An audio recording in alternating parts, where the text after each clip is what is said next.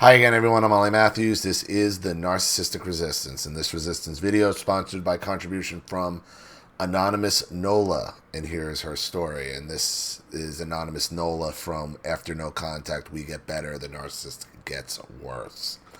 Here is her story. Hi, Ollie. It's Anonymous Nola again. I was just thinking about some of the experiences I have had dealing with my narc family and wanted to share some of my stories. For so long, I thought I was the only one. My ex-family made me believe that things happening to me by my narc mom was because I was horribly flawed. They always make you think it's you. As a child, they make you think you deserve this. And it's something everybody can see but you. So you're so dysfunctional. That's how broken you believe you are at an early age, that you deserve this because you're doing something that only they could see. You don't even understand it, but you know it's happening because they're beating you for it. I hate when people have the nerve to tell you that it was such a long time ago. Yeah, you need to get over it. Why you got to live in the past? This is what they all do. This is, the old bag of tricks. Just forget about it.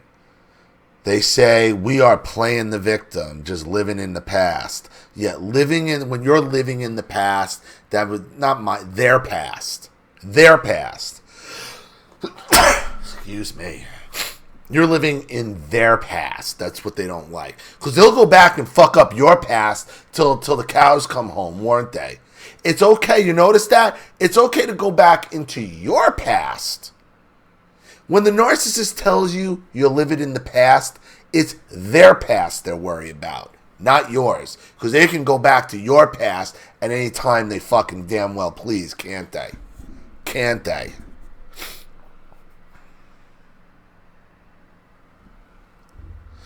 I don't believe that coming to terms with the abuse one has endured makes them a victim or indicates that they are living in the past. It actually shows our strength. It actually shows we're right close to the issue. When they tell you you're living in the past, you are hitting the target. Because they got no problem shitting on your past, do they? Do they? It's only their past that needs protection.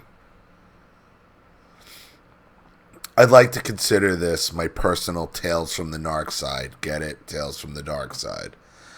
There are so many stories that I could share with the community, but these are the ones that really stood out to me. They are bizarre and quite frightening. Flashback number 1, I was about 4 years old, and narc mom decided that she needed to go somewhere that didn't include her kids. It was daylight, and she thought it would be a good idea to leave us on the front steps of my nanny's house. We all lived in the same alley in New Orleans because housing was the most affordable. My grandpa owned several low-income houses. He would let us kids who might have fallen on hard times stay in one of the houses for free when they needed it. My nanny had just gotten into her brand new My nanny had just gotten into her brand new Granada. Wow. Virginia had a Granada. Shit. I remember going to pick up Virginia's Granada as a little kid, going to the Ford dealership, Pasquin Ford, on Route 17, to pick up, I was like 4 years old, to pick up her Granada. Oh, it was like a cream-colored Granada. It was a pretty sharp car, to be honest with you. Maybe narcs just like that car, the Granada, huh? That's funny. My nanny had just gotten into her brand new Granada when she looked back and saw us sitting on the steps. Oh, it was your nanny, okay. All 5 of us sitting on her steps unsupervised, and my baby sister was still sucking a bottle. My nanny was clear. She did not want anyone in her house while she was gone, and she told the adult family friend who was house sitting for her exactly what to do. My sisters had a tendency to be destructive in other people's houses, and my mom would never pay for anything. My nanny said that the only person allowed in her house was me, trying to put up a joint front with my sisters. I just sat on the steps and waved goodbye to her. A few hours passed, and I found myself needing to use the potty. I had to go so bad that I was dancing and wiggling everywhere. Finally, I made my decision. I was going to use the bathroom because I didn't want to wet myself. When I was done, I went back outside, sat on the porch with my sisters. My mom pulled up in a car with a male friend and piled all of us in the car too. As soon as we got in the car, you know what my flying monkey sisters did, right? They told my narc mom about my visit to the bathroom. So are you supposed to use a tree like an animal? Any excuse, man. They were salivating at their newest opportunity to get me in trouble. And remember, now this is a family that literally would fight in the street. Nola told us that her mother, black family, black mother, fighting in the street with other families, and her sisters fighting in the street. And if she didn't fight in the street with her sisters, she was accused of being white. The whole nine. So any opportunity these sisters had, they're going to turn on each other like that. Even to use the bathroom, for Christ's sake. They were salivating at their newest opportunity to get me in trouble. This car had 2 solid seats, one in the front, one in the back. We were in the back seat when she began beckoning for me. She was like, "Come here, bitch, come here," using her index finger to place me under her violent trance. My mother did the same thing. She would go, "Come here." She'd grit her teeth and talk through her teeth and go, "Come here." My brother could do the impression better than I could. He loved to say it. He loved to say it. Little shitbag. Little shitbag that he is.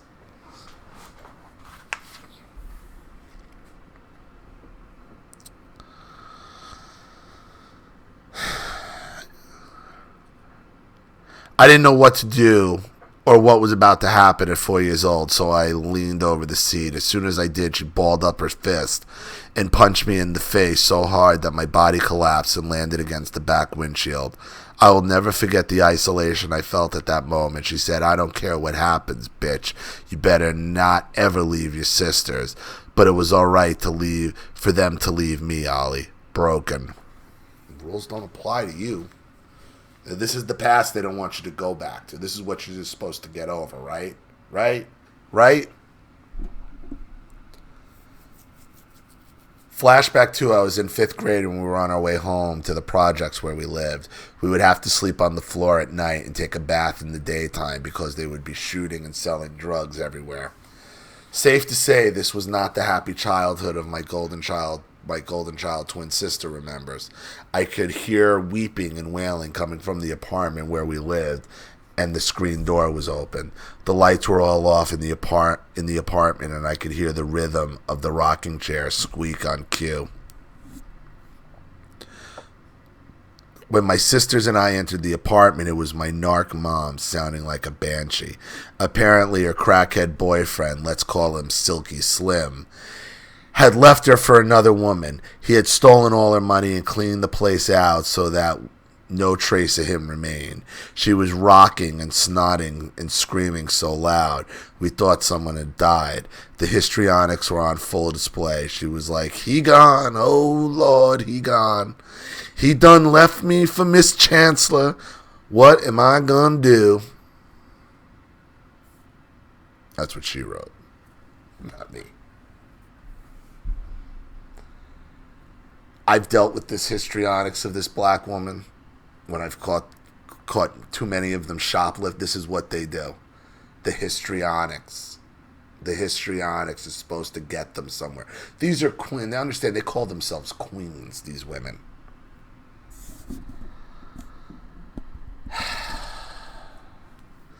Now, I wasn't the sharpest knife in the drawer, Ollie, but I was looking at her like she was a scum of the earth. I was wondering why she was crying when we had just gotten rid of her the dead weight.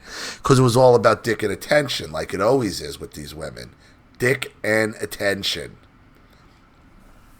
She should have been the second lining. She should have been the second lining with a parade down Bourbon Street. What was she crying for? Because even abusive, even a crackhead is still dick and attention. okay? And now she wants to appear to be the damsel of in distress for the next crackhead simp that's gonna swoop in and be Captain fucking Save-A-Ho. That's what she's looking for. She's putting out the Save-A-Ho signal. Oh, woe is me! Woe is me! That is the Captain Save-A-Ho signal. That's what the narc mother's doing when left, even by the crackhead. Putting out the Save-A-Ho signal. Woe is me! Why me? Why me? This is what black women do when you catch them stealing. This is what they do. They're putting out, when they start wailing and carrying on, and in restaurants carrying on, they're putting out the Save-A-Ho signal, the Save-A-Ho bat signal for the simp to come in and be like, sister, I'm going to step in and I'm going to do this. Or I'm going to come in, I'm going to save you, I'm going to take care of all this. And 3 days later, he's passed out on crack and beaten and molesting the children again. Right back to the same pattern. Sound familiar? Sound familiar?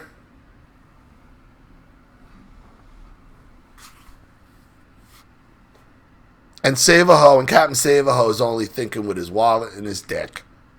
What can I get and where can I stick this? That's the reality. It's the Save-A-Ho signal. It's the Save-A-Ho bat signal of the narcissistic mother.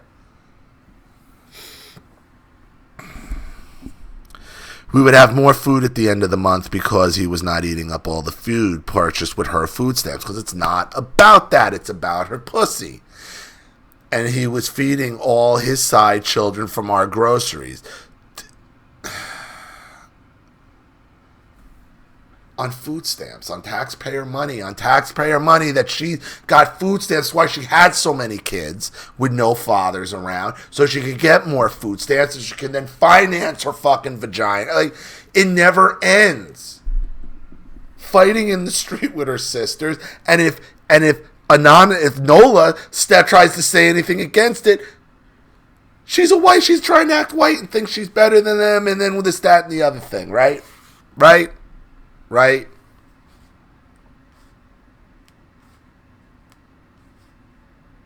And she was feeding all his side children from our groceries just to give their mamas a break and ensure that he would come home that night. Pathetic. I knew at that very moment that I would never let a man have that kind of power over me, ever. He wasn't contributing to anything, and we were all in danger when he and his crackhead friends were getting high. Was she that weak? It was awful. I mean, we were more than indentured servants. We were her built-in slaves, and she knew it. You were more than slaves. Money. By having you, it gave her more government money, and that's the reality, that she then turned and even spend on you and her children. She used to enhance her own, to get more dick and attention, to bring in more crackheads, to finance crackheads that would stick their probably diseased dicks in her fucking disgusting pussy. Right? That's the long and the short of it.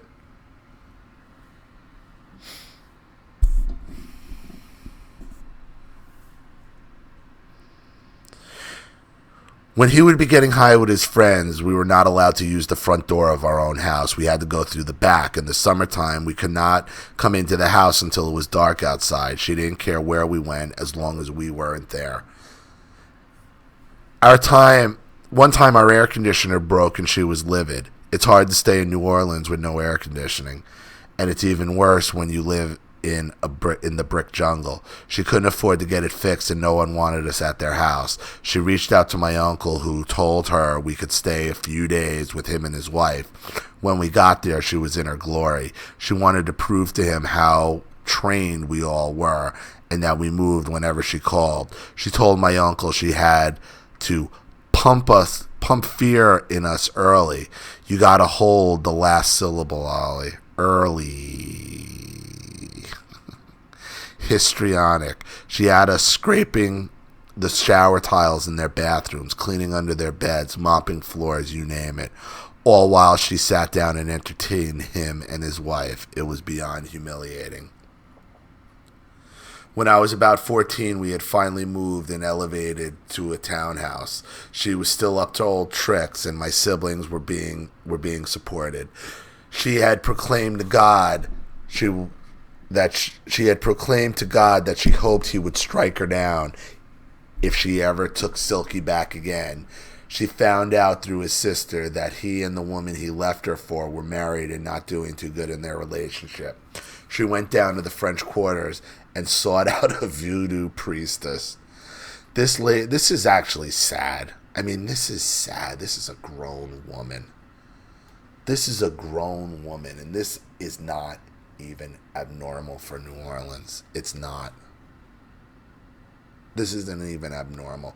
This is what so many of the black women who write into me deal with. They've dealt with this crazy. This lack of irresponsibility. This is like what you would expect a scorned 12-year-old girl to do.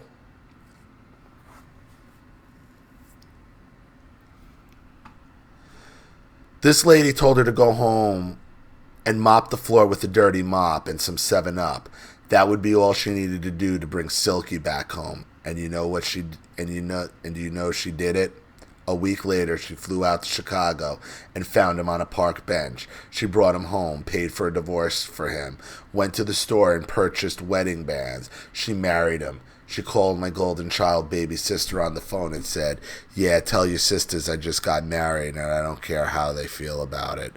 Just like that, the only thing that mattered to her was her feelings. No one liked this man, and she knew it, but didn't care. So she was still putting out the ave-A-H0e bat signal, huh? She's putting out the ave-A-H0e bat signal, calling all... And when that didn't work, she flew to Chicago and found him on a park bench.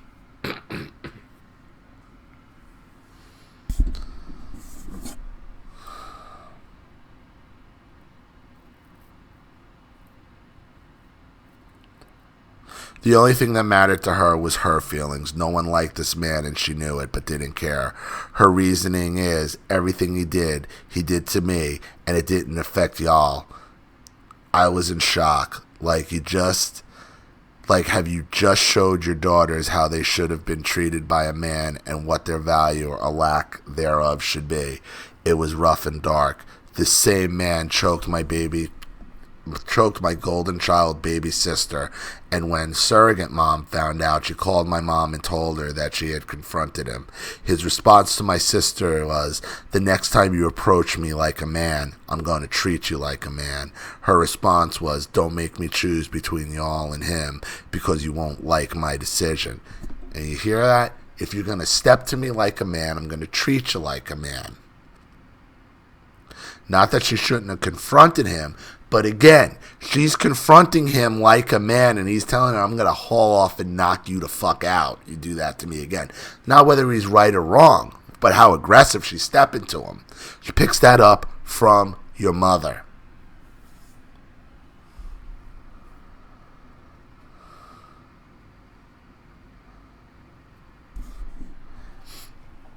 I had moved out by this time, so they didn't have the scapegoat anymore. I thought it was interesting that all this happened without me being there.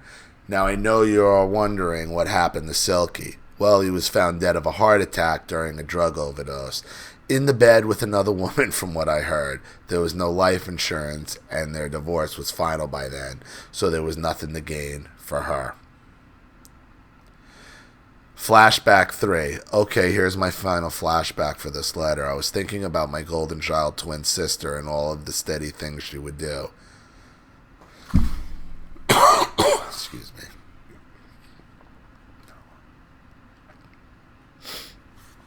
Oof, sorry.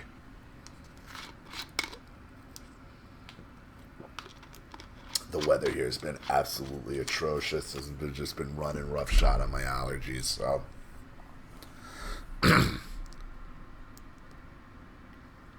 I was thinking about my golden child twin sister and all of the shady things she would do. She had come home from school for the weekend with her so-called boyfriend. They were missing for quite some time in the house, so I walked into a room where the door was closed. I didn't knock because I didn't feel I needed to. Wouldn't you know, I saw his bare ass. He was trying to jump up and fix her clothes. I hurried back out of the room and closed the door. To this day, I haven't said anything about that story, especially to my narc mom. Wouldn't you know it, Mom came home that night and wasn't acting especially nasty to me. I couldn't figure out why she was tripping so much. My mom came home and was acting especially nasty to me. I couldn't figure out why she was tripping so much and being so hostile and aggressive towards me.